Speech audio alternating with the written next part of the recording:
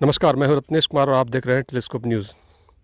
जैसा कि मेरे पिछले रिपोर्ट्स में भी आपने देखा होगा, ज़मीन का मामला ये थोड़ा अलग किस्म का मामला है। क्या मामला है ये मैं आगे आपको बताऊंगा। सबसे पहले मैं बता दूं कि मैं अभी हूं मीरगंज थाना अंतर्गत चिकनी डुमरिया पंचायत पड़ता है और उसमें ये किशन टोली गाँव है।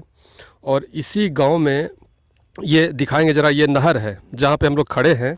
ये नहर है यहाँ से वहाँ तक, और ये इधर इधर दिखाएंगे। इधर ये नहर से ये पूर्वी सिरा जो है ये खेत है, और इसी इसी इसी खेत में जो है, इसी खेत को लेकर विवाद है। क्या विवाद है ये मैं आपको बताता हूँ कि ये प्लॉट जो है वो 520 खेसरा के अंतर्गत आता है। वो नहर से पश्चिम भी यहाँ जो घर बना हुआ है उधर दिखाएंगे। ये जो घर बना हुआ है ये भी उसी 520 खेसरा के अंतर्गत आता है। और मैंने दोनों पक्षों का पेपर देखा, और दोनों पक्षों का पेपर जो देखा, दोनों पक्षों के पेपर में ये दिखाई दिया कि सरकारी तंत्र हमारा किस तरह से काम करता है। ये जब मैं आपको दिखाऊंगा कि दोनों के ही कागजात, दोनों पक्षों के कागजात जब मैं दिखाऊंगा तो आपको पता चलेगा कि सरकारी तंत्र किस तरह से काम करता है। जो एक प्रथम पक्ष जिन्होंने कि मानवाधिकार सुरक्षा संगठन में अपील की है इस बाबत, वो मैं उनसे पहले परिचय करा दूं, फिर उस विषय पर हम लोग आएंगे। क्या नाम है आपका? मुकेश पंडित। मुकेश पंडित जी। जी तो ये आपकी ज़मीन है, आपने रजिस्ट्री करवाई है? जी ने हम रजिस्ट्री कराए हैं। अच्छा, तो कितनी ज़मीन आपने रजिस्ट्री करवाई है? 41 डिसमिल, 41.5 41.5 डिसमिल। तो ये आपको बताया गया है, आपने अमीन से नापी करवाया? जी सर। सीओ साहब को कहा आपने? सीओ साहब के लगाए दरखास्त। हाँ। वो सरकारी जमीन भेजा। अच्छा। सरकारी जमीन के तहत नापी हुआ हुआ और सरकारी जमीन ने किला खोटा गार करके चला गया। हाँ। ये इन्होंने अलगा कर फेंक दिया। अच्छा अच्छा, तो यही विवाद है? यही विवाद है। तो जैसा कि इन्होंने मुकेश पंडित जी जो है, इनकी पत्नी के नाम से ज़मीन है। इनकी पत्नी के नाम से ये ज़मीन इन्होंने ख़रीदा था 2011 में।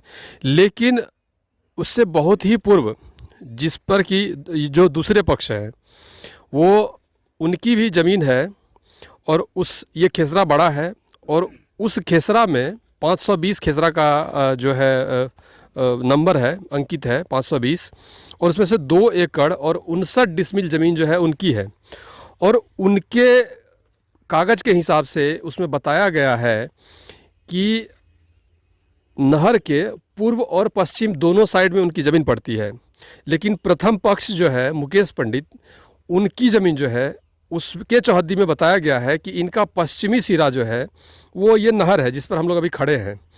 तो विवाद यहाँ पे इसी बात का है कि उनके कागज़ में भी यही लिखा है कि नहर से पूरब और पश्चिम, और इनके कागज़ में भी लिखा हुआ है कि नहर से पूरब जो है इनकी ज़मीन है। तो ये मामला बड़ा ही पेचीदा है। हालांकि अगर इस बात को सरकारी कर्मचारी या सरकारी अधिकारी या सीओ कहें या अंचलाधिकारी, जो भी हैं, जो भी यहाँ पे जिम्मेदार अधिकारी रहे होंगे या होंगे, वो इस बात को कम से कम अंकित करें कि ये नहर जो है, नहर क्या आप उसकी गिनती में ले रहे हैं? जो उस रकबा जो वो खेसरा है, उस खेसरा के रकबा में आप नहर को भी गिन रहे हैं?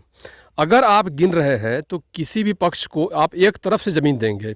एक पक्ष के कागज़ में आपने लिखा है कि दोनों पार उनकी ज़मीन है, और एक पक्ष के कागज़ में आपने लिखा है उसी ज़मीन को कि पश्चिमी सिरा जो है ये उनका जो है एक बाउंड्री होता है, एक चौहद्दी है।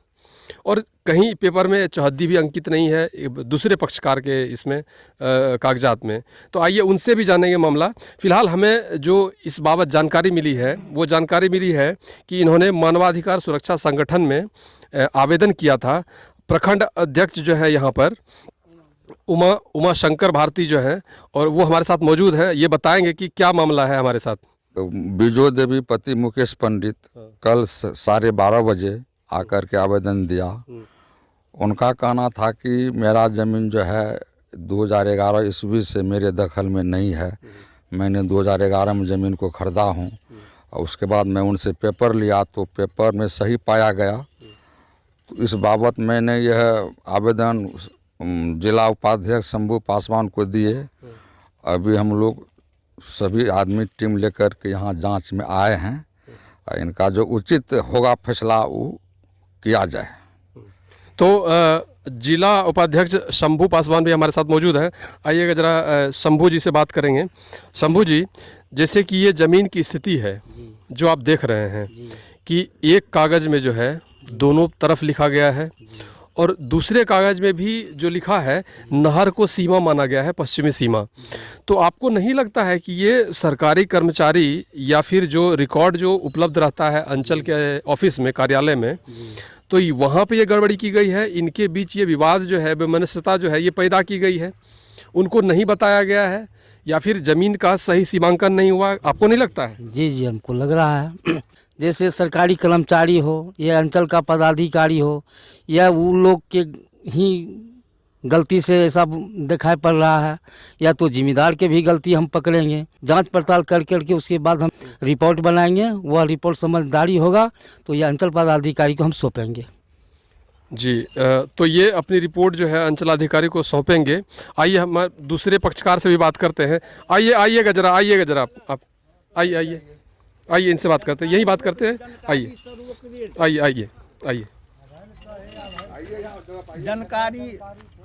जानकारी से रोक रहे थे। तो जैसे कि मैंने आपका पेपर भी देखा, आपका भी मानना जो है एक तरह से सही है कि दोनों तरफ आपकी ज़मीन है, क्योंकि उसमें लिखा है east and west of canal, ऐसा लिखा गया है इनके पेपर में। तो इनको जो है इनकी कुल ज़मीन जो है वो चाहिए इनके हिसाब से, लेकिन दूसरे पक्षकार को भी जो बेचा गया है उसको भी कहीं पर अंचलाधिकारी या कर्मचारी या अमीन ने अनुचित नहीं ठहराया है। तो आखिर जब आपने दोनों को सही कहा है तो दोनों को जो है आप सही माफ़ देंगे कि नहीं? दोनों का जितना रकबा है दोनों को आप निकाल के दे दीजिए। ये नहर हालांकि यूज में नहीं है, आप देख सकते हैं कि ये नहर जो है वो फंक्शनल नहीं है। इधर भी दिखाएंगे ज़रा, ये नहर पे घर बना हुआ है और यहाँ पे ये सब लगा हुआ है, मवेशी वगैरह है यहाँ पे, तो ये नहर फंक्शनल नहीं है। अगर ऐसी बात है, आप नहर को अगर कंसीडर नहीं कर रहे हैं तो आप उसी में से माप निकालिए। ये आपने तो उल्टा मामला उलझा दिया है। एक पार्टी को आपने दोनों तरफ ज़मीन दे दी है और एक को कह रहे हैं कि आपकी सीमा जो है वो नहर है, पश्चिमी सीमा नहर है। क्या लगता है आपको क्या होना चाहिए इस मामले में? जी हाँ, इस मामले में मेरा एक ही बात कहना है कि हाँ, दूसरी पक्ष के साथ फ्रॉड हो गया है। मेरे मुताबिक तो फ्रॉड हुआ है, तो इसका निष्पक्ष फैसला किया जाए, जो भी आप लोगों को उचित लगे, जैसे भी उचित लगे। और मैं क्या कह सकता हूँ इस मैटर में। तो ये भी जो है एक, आपका नाम क्या हुआ? मेरा नाम पवन कुमार। ये ज़मीन किनके नाम से है? मेरे दादाजी के नाम से है। क्या हुआ उनका नाम? श्री अहिरू यादव। अच्छा, तो श्री अहिरू यादव के नाम से जो है वो ज़मीन है और इनका कहना भी सही है। तो जो भी है तो आप यहाँ पे निकाल के दे दीजिए, जितना भी है सीमांकन आप कर दीजिए आके। तो आप सिर्फ एक पक्ष को नापी दे रहे हैं, और लेकिन दूसरे पक्ष की कागज़ भी आप लोगों ने ही बनाई है। उसका जो कागज़ है ये आप लोगों के द्वारा ही अंकित किया गया है। उसमें आपने क्या चौहद्दी लिख दिया, east and west of canal, तो वो कहाँ है? उसका सीमांकन कहाँ है? ईस्ट एंड वेस्ट मतलब यहाँ से वहाँ तक अगर आपको दिख रहे हैं तो वो मेरी ज़मीन है। अब यहाँ और वहाँ का निर्धारण कौन करेगा? मैं अगर बोल दूं कि यहाँ से वहाँ तक मेरी ज़मीन है तो यहाँ का निर्धारण कौन करेगा? यहाँ मतलब कौन सा यहाँ, और वहाँ मतलब कौन सा वहाँ? ये अभी तक जो है ये निर्धारित नहीं किया गया है। ये विवाद जो है, मैं एक तरह से कहूँगा कि लोग समझदार दिख रहे हैं, आपस में बैठ के बातचीत कर रहे हैं, लेकिन अधिकारी जो है वैमनस्यता फैला रहे हैं। ये अंचल कार्यालय जो है ये वैमनस्यता फैला रहे हैं कि आपने सीमांकन सही नहीं किया है। अगर किया है तो दोनों पक्षों को आपने संतुष्ट क्यों नहीं किया अभी तक? और ये लगभग ये विवाद की स्थिति जो है ये कब से बनी हुई है? ये विवाद की स्थिति जी 2019 से ये मैटर हम लोगों के जानकारी में आई है। उससे पहले मुझे नहीं पता, हम लोगों को कुछ भी नहीं पता था। 1900 जैसा मुझे जानकारी प्राप्त हुआ है कि 1963 से ये ज़मीन इनकी है, जो द्वितीय पक्षकार हैं, जिनके ऊपर यह आरोप है कि ये जो प्रथम पक्ष की ज़मीन जो है वो जोत रहे हैं, जिन पर आरोप है। 1963 से उनकी ये ज़मीन है और कागजात भी, आप कागजात जरा दोनों पक्ष के लोग दिखाएंगे, ज़रा आपका भी दिखा दें। ज़रा मैं आपको दिखा देता हूं और स्पष्ट उसमें दिखाता हूं कि किस तरह से चौहद्दी किनकी लिखी गई है और यहाँ पे क्या उचित है। अगर यही आपने, अगर हाँ दोनों का ही देख लेते हैं। ये क्या, इसको खतियान बोलेंगे? टाइटल सूट का ऑर्डर। अच्छा अच्छा, ये टाइटल सूट का ये जो है ये जो है, और इनके आधार पर द्वितीय पक्ष को ये ज़मीन प्राप्त है पूर्व से ही 1963 से, अगर मैं गलत नहीं हूँ तो। ठीक है, तो इसमें जो चौहद्दी लिखा हुआ है वो मैं पॉइंट आउट करना चाहता हूँ, वो मैं दिखाना चाहता हूँ। वो चौहद्दी वाला दिखाइएगा पेपर, इसको रखिए। और तब तक मैं प्रथम पक्ष का ये पेपर दिखा रहा हूँ आपको। ये जो है यहाँ पे जैसे आप देख रहे हैं कि ये चौहद्दी जो दिया हुआ है प्रथम पक्ष की ज़मीन का, ये उत्तर अंदर खिसरा, दक्षिण खिसरा नंबर 519, पूरब खिसरा नंबर 514, और पश्चिम में जो है ये नहर है। मतलब ये नहर से पूरब जो है ये प्रथम पक्ष की ज़मीन है इस कागज़ के हिसाब से। और इसमें जो है अंचल अमीन और लगभग संबंधित बहुत सारे व्यक्तियों का इस पर हस्ताक्षर है, लेकिन मामला अभी तक जो है वो कंफर्म नहीं हुआ है। और वहीं इस पक्ष की जो है ये बहुत ही पुरानी है। ये आप देख सकते हैं, ये दिक्कत कहाँ पे है ये मैं आपको दिखाता हूँ। दिक्कत है इस जगह पर, ज़रा दिखाएंगे। ये असली जो दिक्कत है ये है कि ये वही 520 खेसरा है और ये 2 एकड़ 59 डिसमिल ज़मीन है, जो कि लिखा हुआ है यहाँ पर east and west of canal. तो इस पेपर के हिसाब से भी जो है, ये बहुत ही पुराना पेपर है, इस पेपर के हिसाब से भी जो द्वितीय पक्षकार है उनकी ज़मीन दोनों तरफ, लेकिन दोनों तरफ इसका सीमांकन नहीं है। दोनों तरफ इसका सीमांकन नहीं है। मेरे ख्याल से ये जो अंचलाधिकारी होंगे उनके लिए बहुत ही आसान केस होगा, क्योंकि ये सीमांकन नहीं है, तो इसका जैसे ही सीमांकन करेंगे वैसे ही मामला क्लियर हो जाएगा। तो इसका सीमांकन होना चाहिए और अंचलाधिकारी से अपील रहेगी कि इस सब मामलों में जो है थोड़ा ध्यान देंगे। आप ही के नाम से ये ज़मीन है? आपका शुभ नाम क्या हुआ? विजय देवी। आप ही के नाम से ज़मीन है? जी। तो क्या स्थिति है अभी इस ज़मीन की? कि यही स्थिति है, आप 4-5 साल से दौड़ते नहीं सुलझा रहा है, कोई नहीं दे रहा है। पैसा खटाते यही सब कोई लगा रहे। तो ज़मीन मालिक से जो आपने जो ज़मीन ली, तो आपने पहले नापी करवा के उनसे अलग नहीं करवाया? नहीं जी सर, नहीं करवाए हैं। नहीं। तो अभी वो मौजूद है? हाँ मौजूद है। तो उनको बोले आप? हाँ। कि आपकी ज़मीन कहाँ से कहाँ तक आप हमको दिखाइए, दीजिए। अभी बोले कि बोला करके लाइए यहाँ नापी। हाँ नापी के वक्त में आया था, नापी के जब अमीन आया था तब नापी के सरकारी के अमीन के थ्रू आया था यहाँ। तो फिर क्या हुआ? नापी मंजूर नहीं हुआ? मंजूरी लोग नहीं देता है। तो क्या उपाय है सर इसका? आइए जरा आप लोगों से बात हो फाइनल एक बार।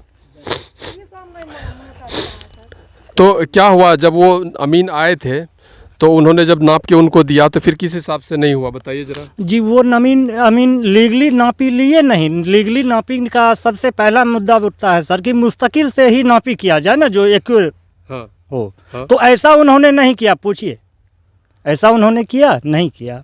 वो दूसरे का ज़मीन, तीसरे का ज़मीन कभी बता देता था, कभी वो प्लॉट, कभी वो तीसरा वाला प्लॉट, इस तरह से मतलब अंदाजा पर वो।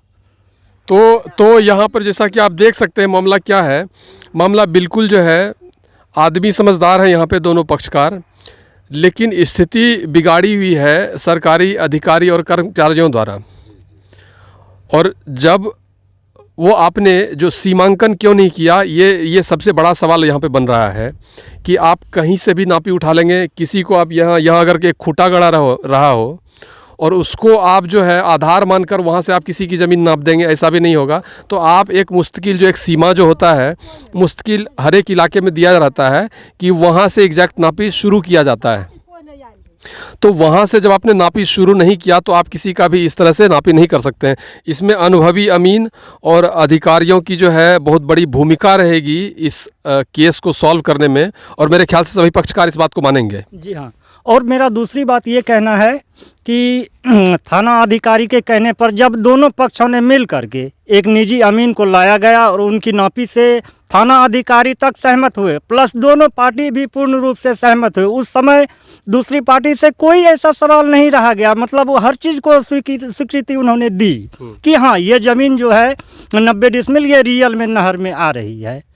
इस पर उन्होंने कोई सवाल जवाब नहीं किया, यहाँ तक कि थाना अधिकारी भी इस बात से पूर्ण रूप से सहमत हुए। तो नहीं, हम देखिए लोगों ने- देखिए एक बात यहाँ मैं टोकूंगा आपको कि थाना अधिकारी इस बात को सही नहीं ठहरा सकते, क्योंकि पेपर में जो लिखा हुआ है और उसी सरकारी अधिकारियों द्वारा ही जो लिखा हुआ है कि नहर के बाद उनकी ज़मीन पड़ती है, ये उस पेपर में लिखा हुआ है।